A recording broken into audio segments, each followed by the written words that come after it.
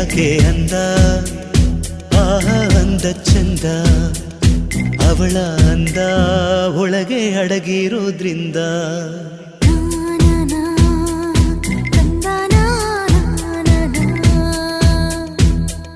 ಸೀರೆಯಲ್ಲಿ ಹೆಣ್ಣು ಬೆಣ್ಣೆ ಬೆಣ್ಣೆಯಂತೆ ಕರಗಿ ಹೋಗೋ ಆ ಹೃದಯದಂತೆ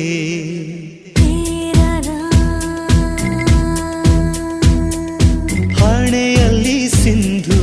ಅಂದದ ಬಂದು ಕಣ್ಣಲ್ಲಿ ಕಾಡಿಗೆ ರುಚಿಯಾದ ಅಡಿಗೆ ತಿಂದು ದೇಗೋ ಹೃದಯಕ್ಕೆ ಹೆಣ್ಣಿನ ಅಂದವೇ ಮದುವೆಯ ಭೋಜನವಂತೆ ಮದುವೆಯ ಭೋಜನವಂತೆ